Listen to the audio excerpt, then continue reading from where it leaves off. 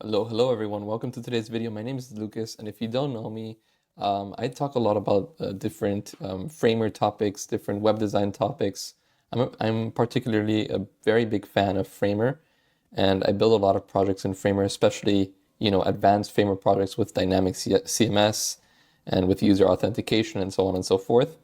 And today, I was requested in my Discord community to about a topic called SEO and Framer. How people were kind of skeptical about the SEO performance with Framer, and I found a few resources online while searching Framer SEO that kind of clears a lot of questions in regards to this topic. I personally believe that SEO and Framer is really good. It's obviously has a lot to do with the developer and how they, implement everything, right? There's a lot of certain rules that you have to follow, but these guides serve as a good checklist. So this first one I open right here, SEO and performance in Framer, you can read through it. So right here we have a nice little hero section. By the way, the Framer website was built all in Framer. It has like hundreds, if not thousands, of different sites, and it performs very well in SEO. So that's like a clear message. If you have a good website, then in Framer, it's gonna perform well. So if we scroll down, we're gonna see certain things, right? And this is more of an overview. It's not more of thing. It's just for you to know, right? We have analytics, which, for example, if I were to go here to Framer and go over here, I would see my site analytics, right? So I have November 28th was yesterday, November 27th was the day before, and you can kind of see the site visitors and the top sources that they come from. So usually they come mostly from Twitter, because I posted a tweet about this site, and 7 people from YouTube. So they visited the site from my YouTube video from yesterday, right? Because I mentioned this site in my YouTube video. So going back, let's go back to this page. So the analytics is very great. And obviously you want to get more, traffic to your site. The best, the logical way to do it is by posting a lot of pages. And these pages have to have keywords, and you have to have a lot of backlinks. And backlinks, if you don't know what that is, backlinks are basically links from other sites. So for example, if you were to make a website and your link would come from a website like MailChimp or something big like, New York Times, then that backlink is going to have a lot of authority in comparison to a site that doesn't have a lot of authority, like my new, Framer site here that I built 2 days ago. It has very low authority because it doesn't have a lot of traffic, right? So basically going back here, the analytics, you can control all of that, right? And if you want to learn a little bit more about, getting organic traffic, I would definitely go to this guy's website, Danny Postma SEO course. There's a link in the description, and it's a great way to learn how to build, tools and products based on SEO, and he has a really good explanation on how to build organic traffic. It's not going to take days or weeks. It's going to take a few months for it to really max out, and you have to really be consistent when posting content, right? And you can easily post content at a big scale with Framer. You can post thousands of pages with Framer, so you won't have a problem with that, right? So Framer comes built with an analytics tool, and it's GDPR compliant. That means that if you are in Europe, you don't have to add a cookies thing, I guess. I'm not sure. You can also add your Google Analytics, which is good. And then the next thing is the metadata. So this is your site title and your site description. And basically that's also very easy to set up in Framer. This is another important thing for your SEO, for your site's SEO, is just to go here and you see I have the site title, the language, and the description. And the way that I did it was I went to Claude, I used Claude, and I took a screenshot of this and I said, create a meta description text, please. I mean, I wrote it really quickly because I explained it before in more detail, but here I kind of like, gave the fields. I provided it with the fields, and it gave me a description and then the title, which I used, which was really good. And it basically includes everything. That it includes key features, stays under the characters, which is great. So it kind of knows the basics about these meta descriptions, right? So going back here, we have that. And underneath that, if you go to Framer, you're going to have the favicons, right? And the favicons and the social preview and the Apple Touch icon. So the way that I do that is I go to Figma. And in Figma, I basically create it, right? So if I were to go back to Framer, I'd see, okay, this favicon has to be 32 by 32 pixels. So in Figma, I just click on F or frame, and then I just click on the canvas, and then I lock these two, and I click 32 by 32. And then here, I just add an image or a color. I'd make my own design, but in this case, I just added an image by going here and choosing an image. And then when I'm done clicking on this, putting favicon. So this is also an important thing with SEO favicon, web app, bootcamp or Framer. So trying to put good keywords on your file name and then exporting it as a PNG, and then basically just coming to Framer and uploading it like this, right? So that's underneath. That's very important as well. So these things, you do the same with this one and with this one. They provide you with the size. And then we have semantics, right? So semantics is another very important thing, because that's how basically how Google reads your website, right? They know that this text is going to be in H1, this one is in H2. It's not like all paragraph text. It's not all divs, because when it is like that, when it's all like divs or H3s everywhere, it's not going to take your site so seriously. So basically going here and going back to your site and marking everything as what it's supposed to be. So this one should be a P, yeah. This one is like an H3. This one is a P as well. This one should be a P as well. So just going through everything and making sure everything is how it's supposed to be with this accessibility tag. And you can also add other things. I didn't know about these. Googlebot skip include. This would be interesting to learn more about this. I honestly don't know what this is. But it probably has to do with accessibility tools in Google. I mean, for sure.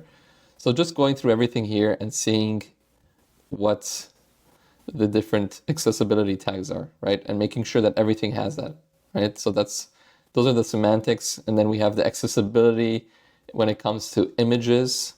So like I said, whenever you export something in Figma or an image and you want to import it into Framer, always give it a name that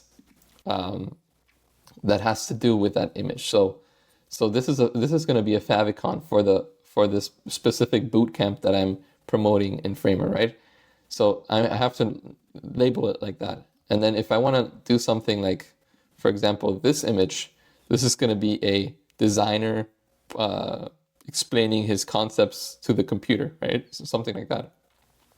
And then here you can create an alt text for this specific image. And a good way of doing that is just by going like this. Maybe you can just take a screenshot and going to Chrome and going to Claude, pasting this here and saying, hey, this is me, a web designer, and I am explaining certain Framer techniques in this image. Can you create in this image techniques for the boot camp in this image? can you please create a alt text for the image accessibility? So I just go like that, and then at the end it's gonna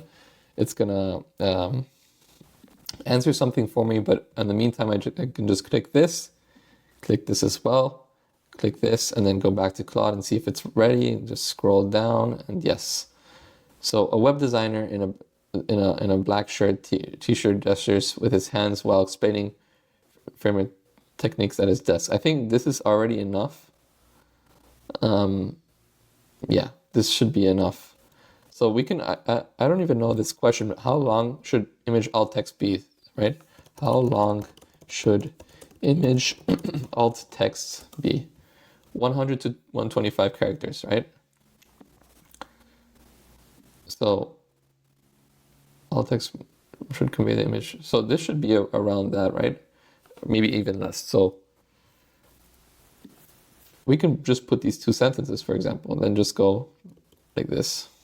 And then we have an alt text for this specific image. And that already improves, the accessibility, it improves the SEO score, I would say, for this particular site. So that's one way of doing it. And then Framer, these are just things that Framer has like default when you build a site with them, and they generate a sitemap based on your site structure.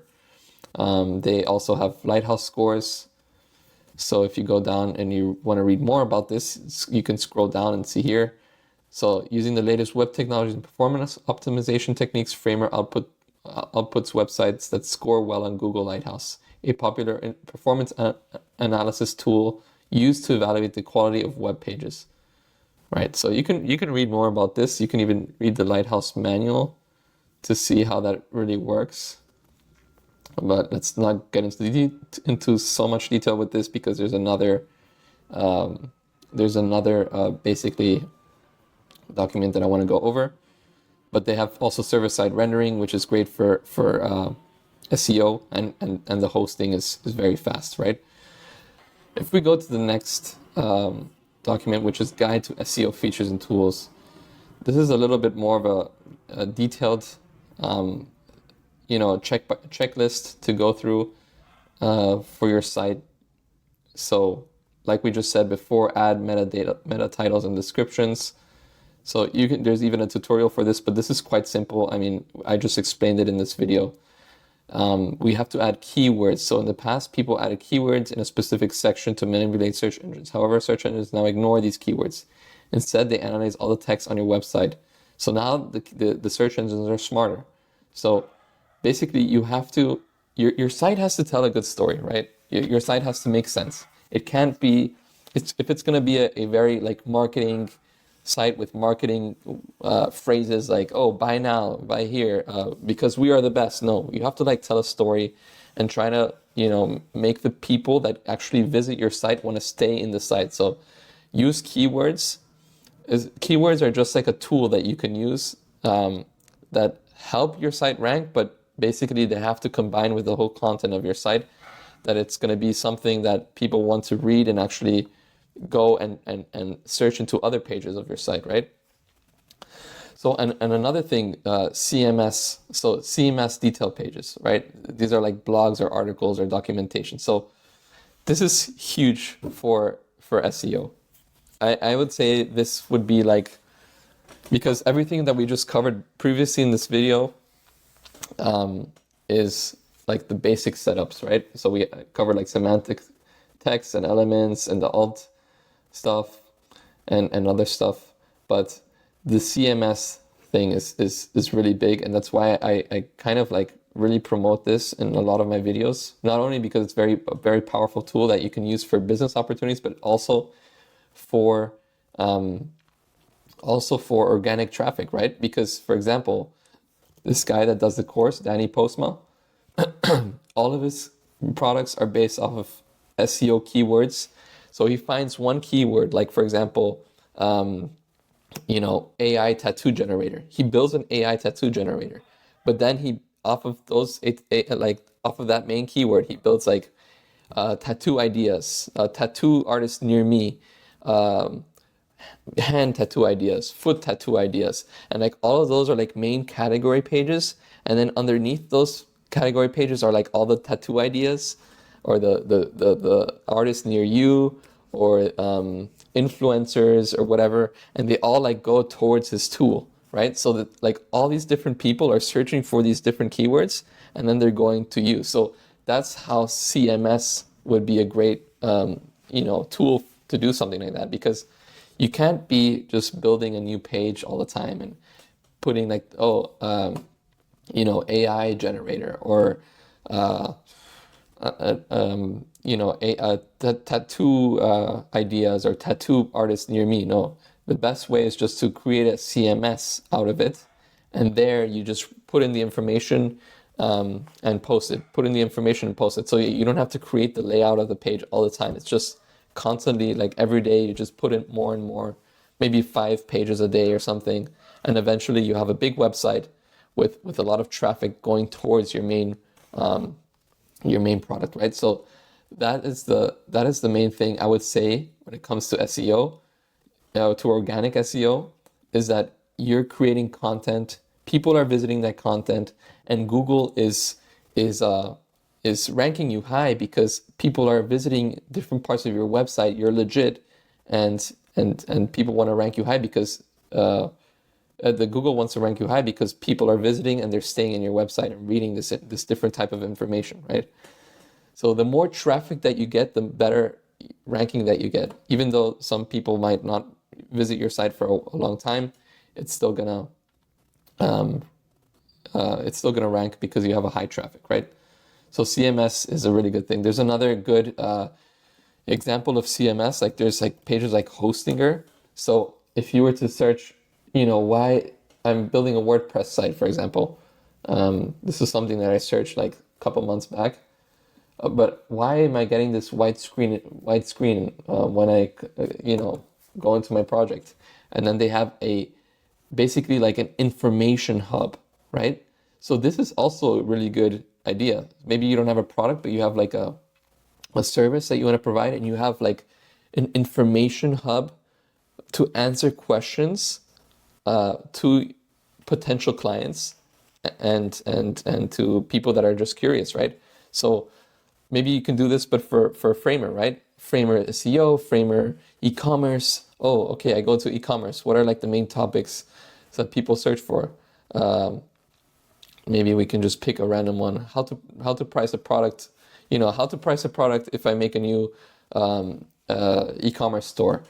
You evaluate costs. You provide the answers, and then eventually somewhere you say, okay, and you also add other links to other pages in your website.